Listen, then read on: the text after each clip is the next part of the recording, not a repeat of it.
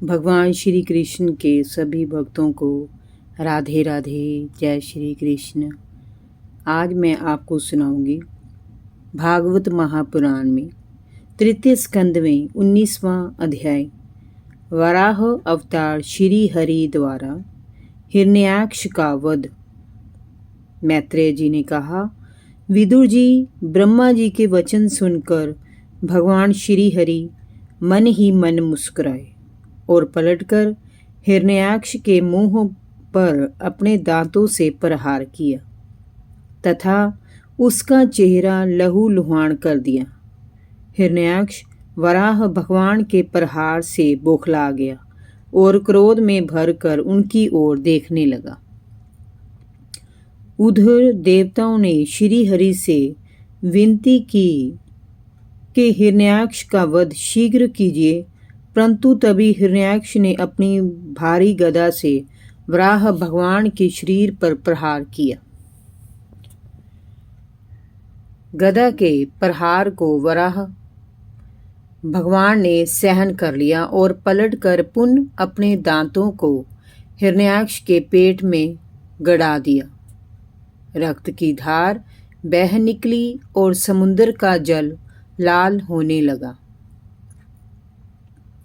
दोनों के मध्य घमासान युद्ध चलता रहा।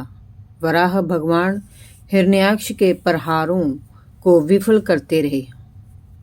एक बार उसने गदा छोड़कर त्रिशूल फेंक कर वराह भगवान पर प्रहार किया तो उन्होंने सुदर्शन चक्र का स्मरण करके चक्र द्वारा त्रिशूल के टुकड़े टुकड़े कर दिए।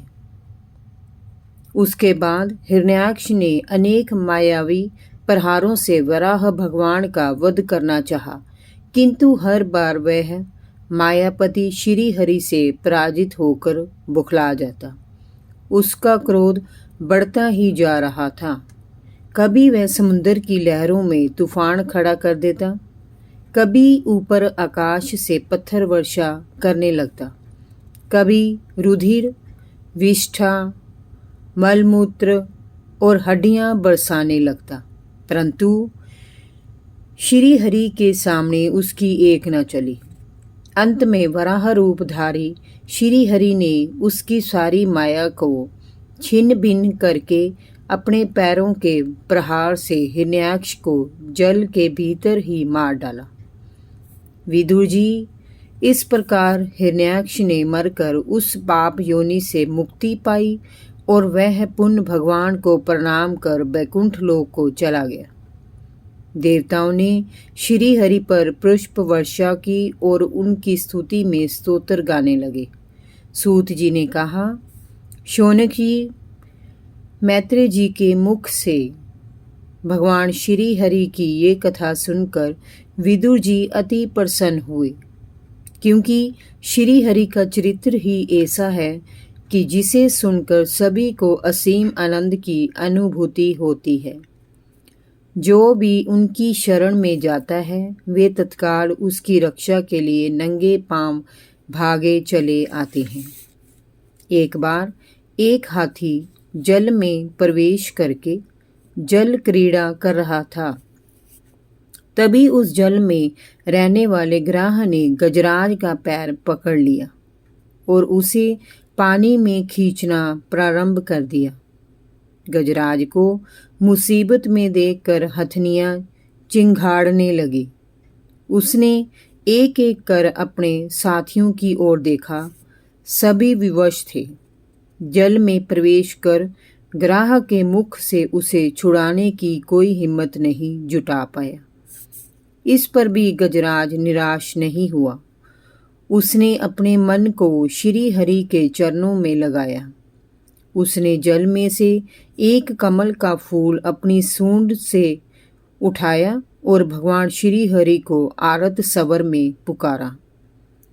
गजराज की पुकार पर भगवान श्री हरि विष्णु नंगे पैर गरुड़ पर सवार होकर भागे आए और उन्होंने अपने सुदर्शन चक्र से ग्राह का सिर काट डाला। इस प्रकार अपने भक्त गजराज की उन्होंने रक्षा की। शौनक जी, भगवान श्री हरि दुष्ट पुरुषों पर कभी प्रसन्न नहीं होते। पृथ्वी का उद्धार करने वाले वराह रूप श्री हरि की इस लीला प्रसंग को जो पुरुष सुनते हैं और सुनाते हैं वे ब्रह्म हत्या जैसे घोर पाप से भी सहज ही छूट जाते हैं। ये प्रसंग अत्यंत पवित्र, धन और यश देने वाला है और कामनाओं की पूर्ति करता है, असीम शक्ति प्रदान करता है। जय जय श्री राधे। भागवत महापुराण की जय। कृष्ण कन्हैया लाल की जय। राधा रानी की जय। भगवान श्री कृष्ण के सभी भक्तों को राधे राधे। जय श्री कृष्ण।